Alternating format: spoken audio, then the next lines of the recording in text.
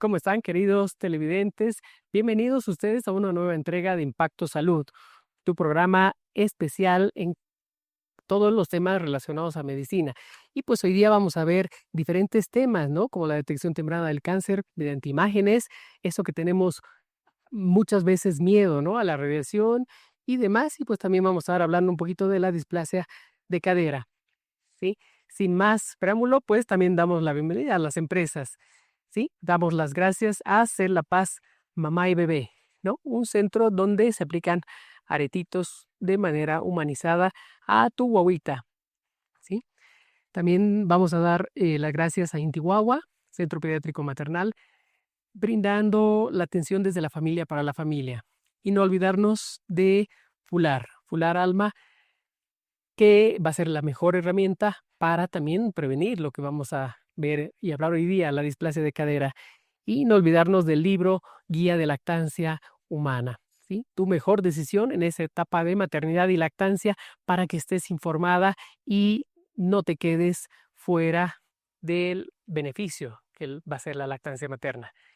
Así que, pues, vamos a dar inicio a nuestra primera entrevista, que tenemos a la doctora Sheila Corina. Ella es radióloga y quien pues, nos va a hablar próximamente en minutos nada más, así que quédese en sintonía, continuamos.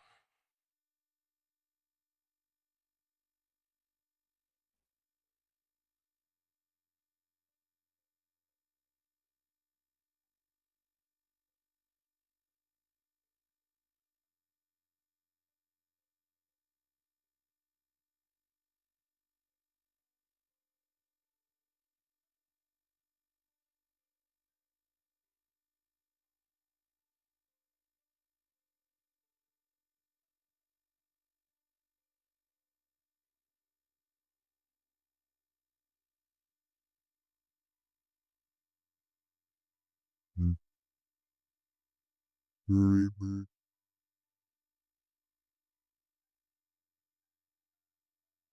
Mm, mm, mm. Muy bien, entonces continuamos. Como les había adelantado, hoy día pues vamos a recordar lo que fue el 4 de febrero, Día Mundial de Concientización contra el Cáncer. Cáncer es una enfermedad que pues puede atacar a muchos órganos, cerebro, tiroides, mama, colon, recto, ¿sí? Diferentes, también la piel y demás. Entonces, ¿cómo podemos llegar a darnos cuenta o cómo muchas veces nos enteramos, ¿no? De alguna manera eh, incidental, ¿no? Estamos revisando algún otro órgano, algún otro signo o síntoma y pues quizás hemos realizado una radiografía y nos ha llamado la atención alguna imagen o tenemos muchas dudas, ¿no? O sobre todo con la radiación y demás. Para eso, pues tenemos a nuestra primera entrevistada, la doctora Sheila Ferrufino. Ella es radióloga médica. Ella, pues, viene de parte de Radimed y vamos a hablar de la detección temprana del cáncer, el diagnóstico con imágenes por cáncer. Bienvenida, querida doctora. Gracias. ¿Y cómo es esto de la detección temprana del cáncer? ¿Cuándo sospechamos? ¿Cuándo tenemos que estar alertas? Y pues seguramente algún médico de cabecera eh, va a referir o muchas veces también llegan por otra situación y vemos alguna imagen, ¿no? Correcto. Básicamente, bueno, el paciente debería tener su médico de cabecera. El médico de cabecera, además de analizar al paciente, tiene que analizar todos sus antecedentes familiares. Entonces, actualmente tenemos la tendencia de hacer tamizajes, aunque el paciente no tenga ninguna molestia. Y ese es el éxito que hemos tenido en el diagnóstico temprano de los cánceres en la actualidad. Por eso que el paciente, de acuerdo a sus antecedentes clínicos, sus antecedentes familiares, sus factores de riesgo de cada persona, nosotros podemos indicarle distintos estudios para poder realizar diagnósticos tempranos de diferentes cánceres. Los principales son el cáncer de cuello uterino, el cáncer de mama y el cáncer de próstata en el varón. Claro. ¿Y estos cómo se pueden detectar? ¿Mediante qué estudio? Cuando hablamos del cáncer de mama, principalmente el método de lesión es la mamografía y la ecografía normal. Cuando hablamos del cáncer de próstata, es la ecografía de próstata y el PSA, que es un análisis que se hace en la sangre. En el cáncer de tiroides tenemos la ecografía tiroidea. En el cáncer de pulmón, por ejemplo, tenemos la tomografía de alta resolución, que actualmente tiene muy bajas dosis, que nos permite determinar cánceres bien pequeñitos.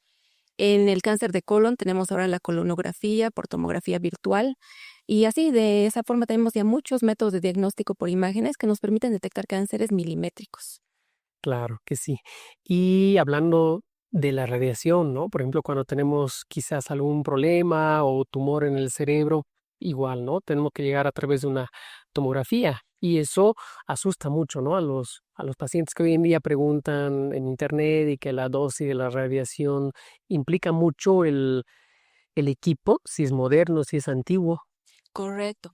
Actualmente nosotros tenemos dentro de lo que es la ingeniería de la radiología equipos que tienen dosis bajísimas de radiación. Y justamente hay equipos que ya tienen softwares dedicados, por ejemplo, para niños, porque los niños al hacer los diagnósticos no podemos irradiarlos porque son tejidos todavía inmaduros.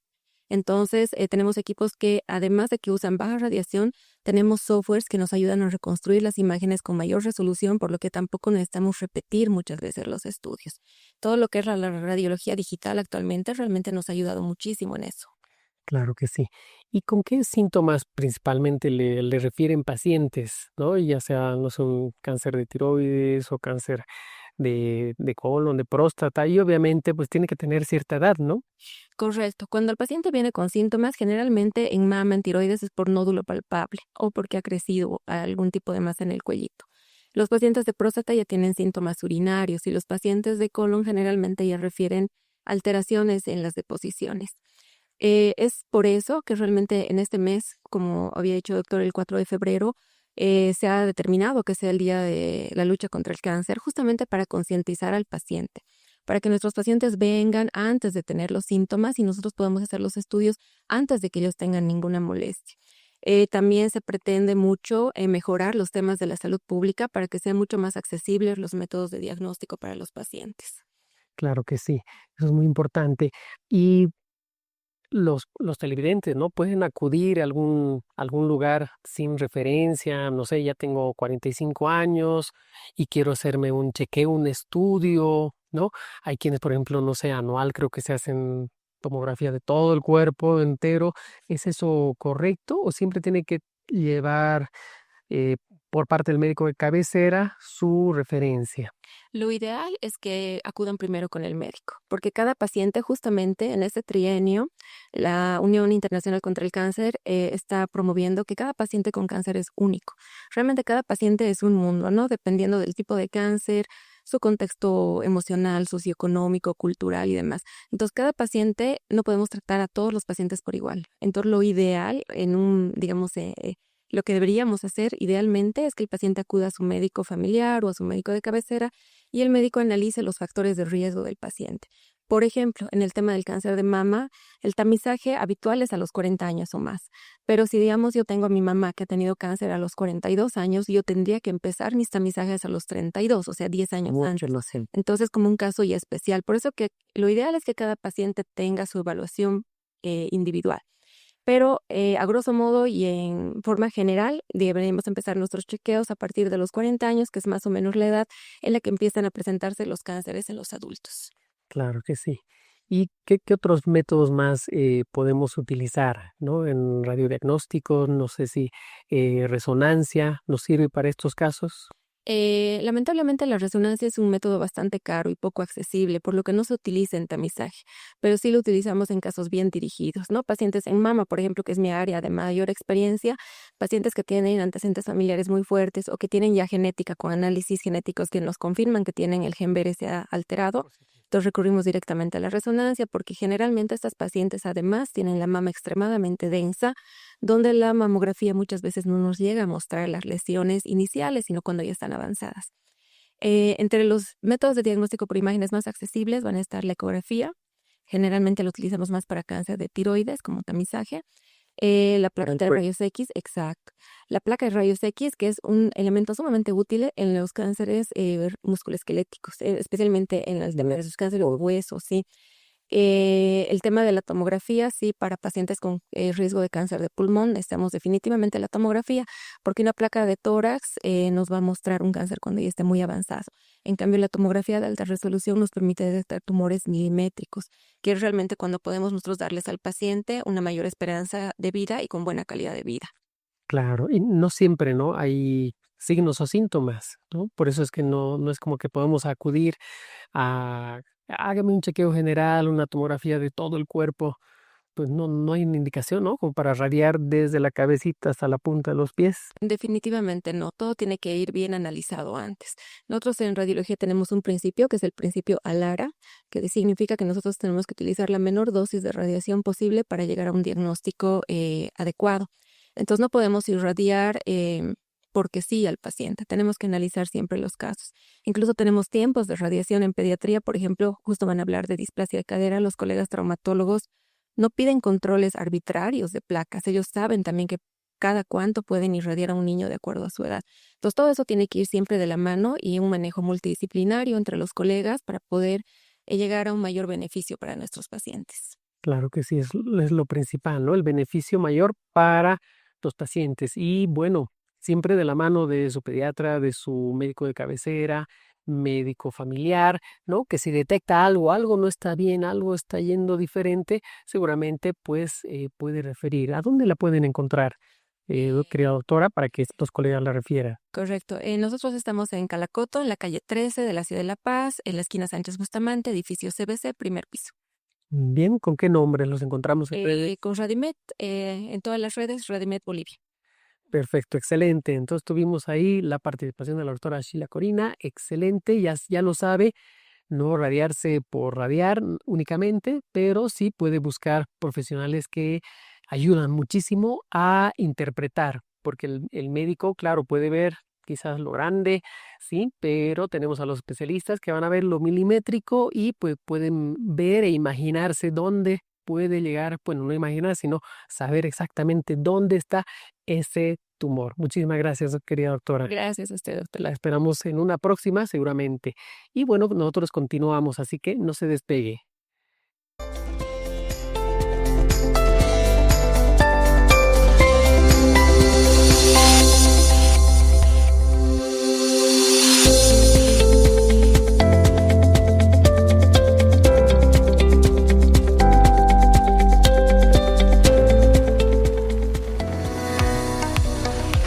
SED La Paz, cuidados de enfermería a domicilio, es una empresa dedicada a brindar servicios de cuidados al paciente en su hogar, brindándoles amor de manera continua.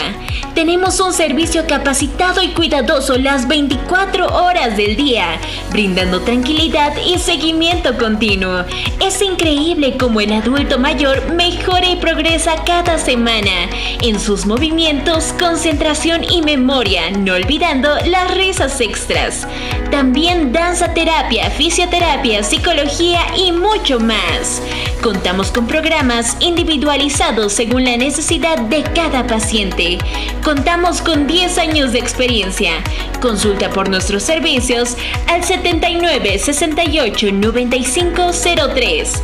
Tu salud y bienestar es nuestra prioridad.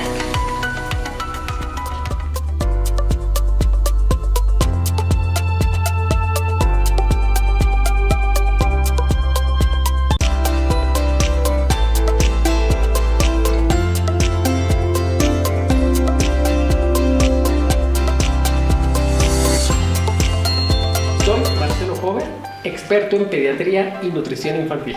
Soy Bolivia Meneses Alpire, experta en lactancia humana. Bienvenidos a Intihuahua. Te guiamos con el control de crecimiento y neurodesarrollo de tu guaguita.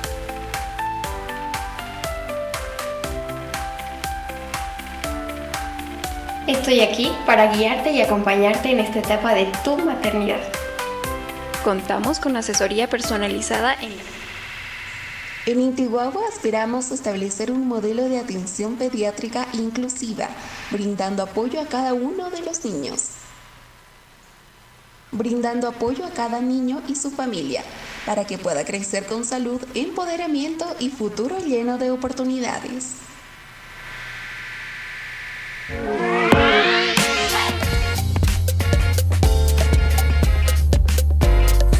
Retornamos con tu programa Impacto Salud. Hemos estado hablando del Día Mundial del Cáncer, radiodiagnóstico, ¿no? Ecografía y demás. Y bueno, también mencionamos un poquito de lo que íbamos a hablar a continuación, de la displasia de caderita.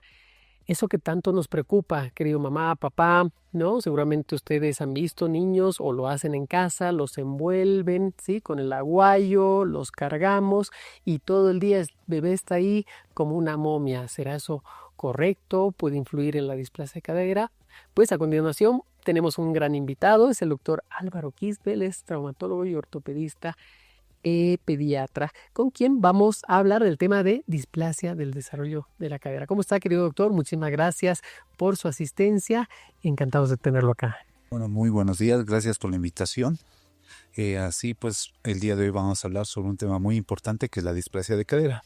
¿Qué es la displasia del desarrollo de la cadera, estimado doctor? Bueno, la displasia de cadera, o mal dicho como displasia del desarrollo de la cadera, es una malformación congénita o infantil que se puede dar durante la etapa de la formación, cuando el bebito está dentro de la mamá, o posteriormente cuando el bebé ya va desarrollando en su etapa inicial. Claro. O sea, esto es una enfermedad congénita, ya puede tener datos dentro de la pancita, según la posición, o cuando nace, recién también puede llegar a desarrollar esto. Las dos formas. La primera es cuando se asocia a enfermedades congénitas, como el pie bob, que es una alteración igual muy frecuente, que tal vez más adelante lo vamos a ir viendo y discutiendo. Y de igual manera, cuando el bebé nace, entre comillas, sano, puede desarrollar la displasia de cadera si es que tiene malos hábitos. Perfecto. ¿Qué factores de riesgo existen, están identificados plenamente para el desarrollo de esto? Bueno, los factores más importantes son 3. El sexo femenino, que está muy ligado, muy frecuente, está asociado a esta enfermedad. El segundo factor es un parto podálico, es decir, que el bebé haya nacido de pies o de nalguitas, igual va a contribuir al desarrollo de esta enfermedad.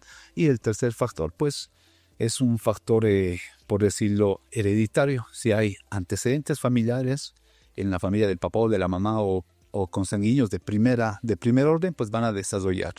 Y en nuestro medio un factor mecánico e importante, no está por demás olvidarse, es el factor en que, como lo mencionaste al inicio de la entrevista, pues que los papás o los cuidadores les envuelven a los bebés, les juntan las piernitas y eso va a contribuir al desarrollo de la displasia. ¿Por qué? Eso se preguntan muchos papás, ¿no? Si esto es milenario, es costumbre, las abuelas así me han criado, ¿no? La abuelita dice, pero al papá, yo así te envuelto y mira, estás caminando, estás tranquilito, creo que no tienes molestia, creo que no tienes secuelas de displasia. Bueno, eso es un mito. Bueno, siempre la misma pregunta que tú me hacen los pacientes, los papás de los pacientes. En sí, pues esto, antes no sé si tú recordabas que había personas adultas, cholitas, que caminaban cojeando. Prácticamente eso son las secuelas de una displasia en las cuales todo ese fenómeno transcurría. Actualmente ya no hay mucho de eso, de ese factor mecánico, y ya no se ve personas que cogen tanto. Ahora, ¿por qué? Durante las primeras semanas de formación de vida del neonato y posteriormente infante, pues si es que nosotros adoptamos una mal posición, vamos a lograr desarrollar esta enfermedad mecánicamente. Hay que tener mucho cuidado. Recordemos que en el oriente pues no hay mucha displasia. Y uno se preguntará ¿por qué? Porque ya los niños desde que son pequeños, pues los papás los cargan como monitos con un piecito por delante y otro piecito por detrás. Aquí en la cadera. Exacto. Y de esa forma pues tienen una apertura a los bebés y evitan el desarrollo de esta enfermedad. En cambio acá en todo el occidente pues por factores mecánicos. Hace frío. Exacto, el frío, el clima y factores más que todo sociales pues les envuelve. Ok, muy bien.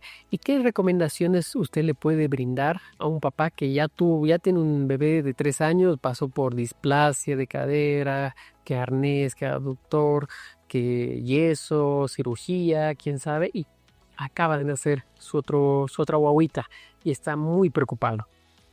Ese es un dato importante. Nosotros cuando les encontramos a los pacientes ya tardíos, entre comillas, de 1 año, 2 años, y los tratamos, siempre hablamos con los papás, con los familiares, para que ellos digan, les indicamos a ellos, mejor dicho, de que la displasia es hereditaria. Entonces puede ser que en su próximo bebé pues tenga esta patología. Y ojo, esto es lo más importante, el prevenir. Si nosotros diagnosticamos esta enfermedad a los 2 meses o antes de los 3 meses, pues va a tener un mejor pronóstico. Va a evitar la cirugía casi al 100%, me atrevería a decir. Y cambio, si vienen los pacientes, los bebitos a los 5 o 5 meses para adelante, pues prácticamente a veces llegan con un tratamiento ortopédico hasta su año de edad o lastimosamente otros llegan a la cirugía. Claro, antes en la entrevista anterior la doctora nos mencionaba de la radiografía, ¿no? Que se suele solicitar alrededor de los 3 meses. En estos niños que tienen factores de riesgo, antecedentes heredofamiliares, anácido podálico, ¿qué estudio podemos solicitar y qué tan pronto? Eso es otra cuestión muy importante. Lo que se utiliza es la ecografía o el ultrasonido de cadera. Este examen es muy básico, es fácil de reproducir, pero lastimosamente es operador dependiente. Entonces, hay que tener mucho cuidado tanto con la ecografía como la radiografía. Si uno no lo sabe hacer de manera adecuada o no ve que es una mala radiografía o una mala ecografía, pues igual cometemos el mismo error. Entonces, con una buena ecografía, esto a la semana de vida o a partir de la segunda semana de vida con los factores positivos que mencionamos, pues sí es prudente realizar para poder realizar el tratamiento. Claro. Y los papás se preguntarán, ¿no? ¿Por qué radiografía y por qué también ecografía? No, la ecografía es para, no sé, la pancita o la glándula tiroides, como nos acaba de mencionar la doctora. ¿Por qué también él puede ver hueso la ecografía? No, indirectamente sí nos muestra, pero su función principal es ver las partes blandas, el tejido blando, los músculos, ligamentos, líquido, cápsula, etc. El cartílago. El cartílago, básicamente. Todo esto nos permite ver antes de los 3 meses. Recordemos que a partir de los 3 meses recién se va osificando los núcleos femorales de los fémures proximales. O sea, la cabecita. Exacto. Del hueso largo de la pierna. O sea, antes es cartílago. Cartílago. No se ve en la radiografía. La orejita. No se ve. Es cartílago prácticamente. Si uno saca radiografías, pues va a ser inútil en sí. Es por eso, esa razón que se pide la ecografía antes de los 3 meses. Y a partir de los 3 meses, pues la radiografía. Lastimosamente, pues aquí en nuestro país tardamos mucho hasta los 3 meses a pedir la radiografía. En otros países, pues ya se solicita la ecografía como un screening para poder diagnosticar esta patología. Como un tamizaje ortopédico. Exacto. Que es, todos los niños se debería realizar, ¿no? Sería una excelente recomendación. Lo ideal sería que sí, pero en aquellos pacientes o bebitos que tienen los factores, por lo menos 2 de los 4 factores que mencionamos, por lo menos 2. Claro, excelente. Y los papás, bueno, se siguen preguntando, es que doctor, si le pongo con las piernitas abiertas, ¿no le va a lastimar la columna? ¿Sí? Yo pienso que si están rectitos, no le voy a lastimar la columna. Eso es lo que los papás temen mucho. Bueno, eso igual, no es un mito, es un mito a mitades, por decirlo. Entonces hay que tener mucho cuidado. En las primeras semanas o primeros meses hay que tener mucho cuidado con la columna vertebral de los bebés, de los neonatitos. Entonces basta que los primeros 2 meses tengan una fuerza o por lo menos sostengan a los 3 meses la cabecita. Eso nos da ya un poco de luz verde para poder manipularle con mayor confianza a los bebés. Así es. Pero no es que les duele por no envolver. No, para nada. Eso, o que no se va a formar bien. Exacto, no. Eso, como vivimos y bueno, la teoría igual lo replica, pues eso más bien contribuye a la formación de una displasia. Claro. Entonces es recomendable el doble pañal, ¿no? Por ejemplo, que algunos papás dicen, no, estoy con doble pañal, pero igual lo envuelvo. Bueno, entrando a lo que es el tratamiento, si nosotros diagnosticamos esta patología, el doble pañal, pues lastimosamente no es tratamiento, no va a ayudar. Pero sí nos recuerda o les va a recordar a los papás que sus caderitas no están del todo normal. Porque recordemos, no a todos nosotros nos pusieron 2, 3, 4 pañales. Para que te pongan 2 o más pañales, pues porque algo está mal. Entonces, el doble pañal o más pañales prácticamente no es tratamiento. ¿Qué sí recomendaría, no? Por ejemplo, llega un niño de 4 meses, le han hecho radiografía, llega con el informe y dice tiene 30 grados en la parte derecha y 29 en el izquierdo. Bueno, En cuanto a los deportes radiográficos, hay que tener un poquito de cuidado. A veces deportan de manera adecuada porque la radiografía está mal realizada. Entonces uno tiene que saber identificar que una radiografía está bien tomada para no caer en falsos positivos o falsos negativos. Pero independientemente si es que ya hemos realizado el diagnóstico eficaz, pues sí hay que realizar el tratamiento. Y el tratamiento únicamente aquí en Bolivia, en Chile, en Estados Unidos o al otro lado del mundo, en Japón, pues es el mismo, es el arnés de Patrick, solo arnés de Patrick. Correcto. Y cuando es más avanzado, tiene un año y medio y recién se están preocupando por las caderitas y toman rayos X, igual, tiene datos de displasia. ¿Ahí igual sigue sirviendo? El tratamiento ortopédico se utiliza hasta los 8, 10 meses o incluso hasta el año de edad. A partir del año de edad, más o menos en promedio, se empieza con el tratamiento quirúrgico. Colocar un yeso y en aquellas caderas que son casi ya perdidas, por decirlo, pues se hace cirugías un poco más grotescas. Porque está luxado ya la caderita. Exacto. O sea, no solo displasia, sino que ya se salió de su lugar. Exacto, se salió de su lugar, como lo dices, y pues ahí se necesita ya material de osteosíntesis de apoyo para poder colocar la caderita en su lugar o incluso acortar el huesito.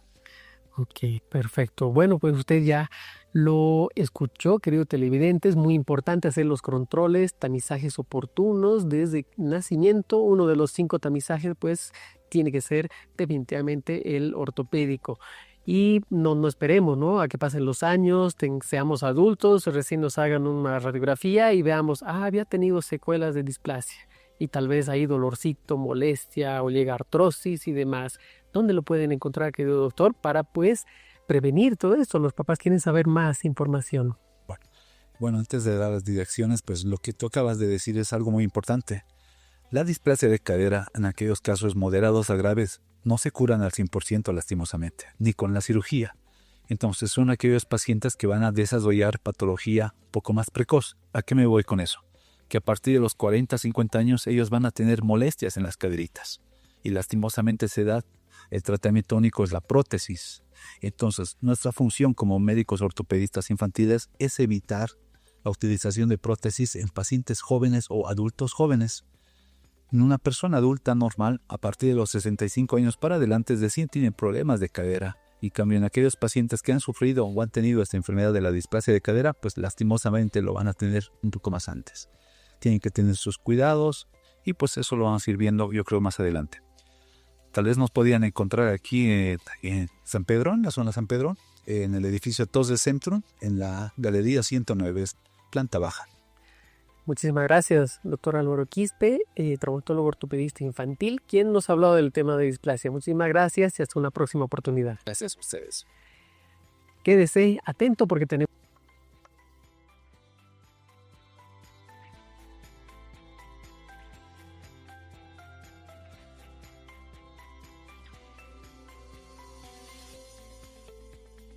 Amor y dedicación. Puede ser un viaje desafiante, pero también increíblemente gratificante. Como papá, aprendí el valor de la maternidad y el impacto que tiene en la vida de nuestros hijos. Con el Fular Alma y el libro Guía de Lactancia y Leche Humana, estoy preparado.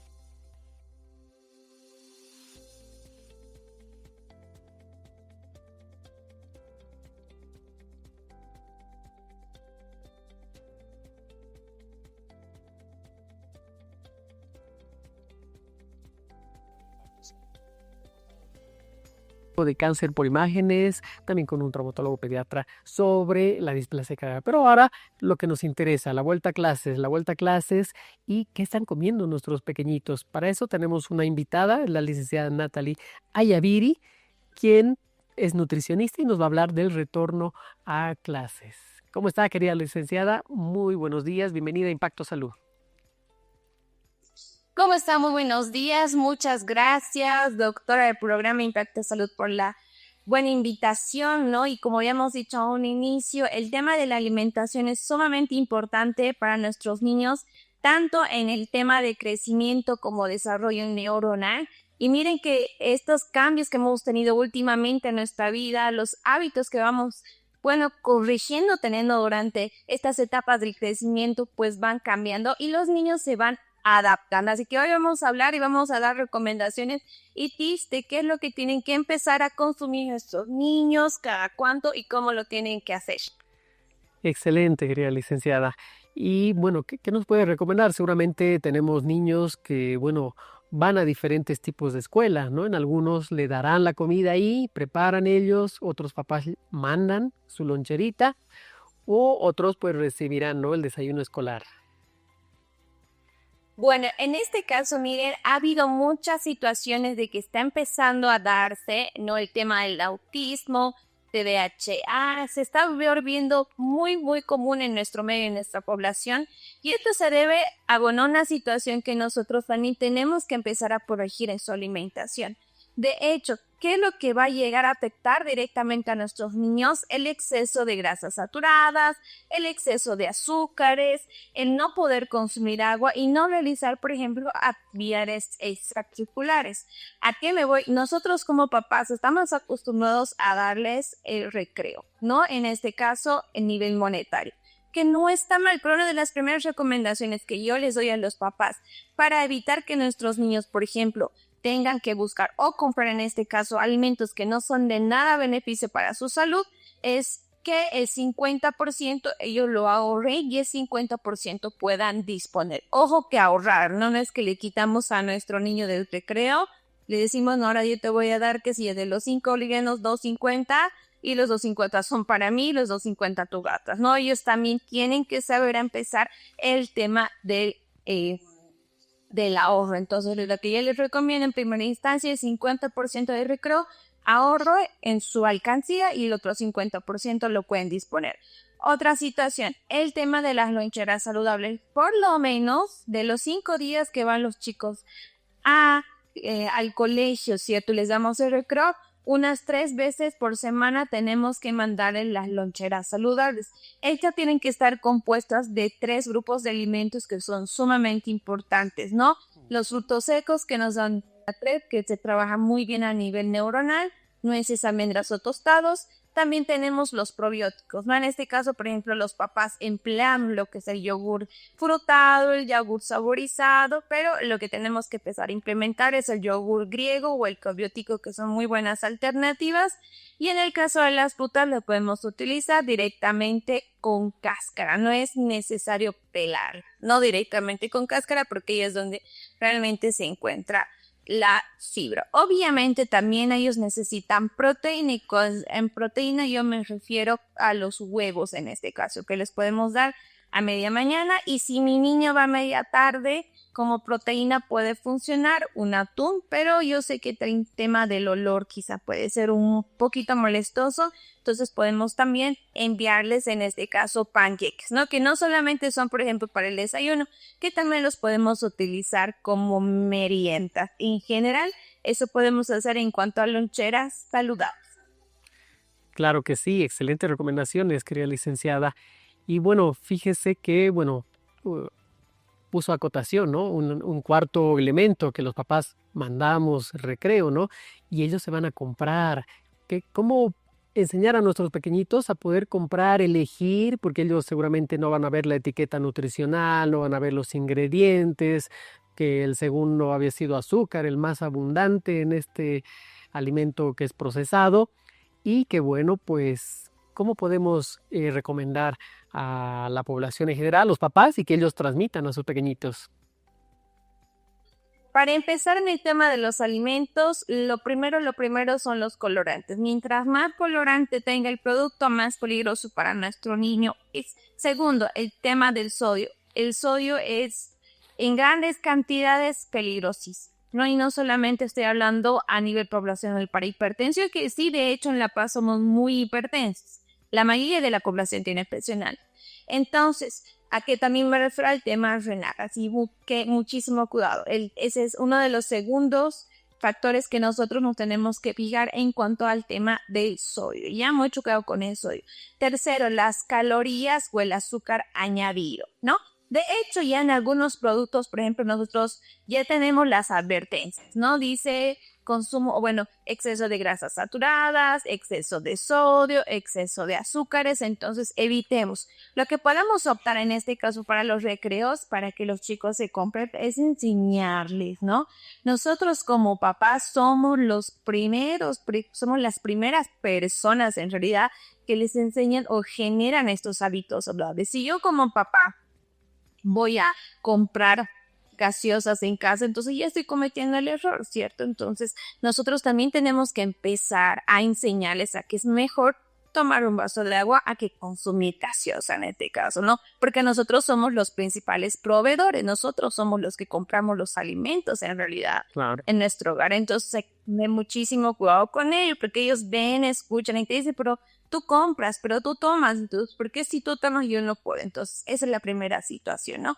Yo ya tengo mis niños de 3 años que si tú les darás o les machas un vaso de jugo de gaseosa contra un vaso de agua, te van a escoger el agua porque ellos ya han generado ese hábito de consumo. Entonces, cuando, por ejemplo, vamos a la tienda en el recreo, no decirle, esta es la mejor opción. Esta quinoa es la mejor opción, este cereal es la mejor opción, este maní es la mejor opción, pero si yo como papá no me redirijo, o sea, no compro sus alimentos o no los consumo, muy difícilmente o va a ser más complicado que mi niño lo consuma, ¿no? Ahora, las gelatinas tienen un buen aporte de colágeno. ¿Cuál es la clave del éxito? La variedad y la frecuencia. Mientras menos frecuente sea un alimento y más variada sea mi dieta, va a caer muchísimo mejor. Claro que sí, eso es muy importante, ¿no? Desde el inicio, prácticamente todo viene desde la casa, ¿no? Los hábitos, costumbres, conducta y demás, así que es muy importante. Seguramente nos acaba de ver un papá que dice, licenciada, quiero ir a su consulta y quiero llevar a mi esposa porque tiene que escuchar todo esto. ¿Dónde la podemos encontrar?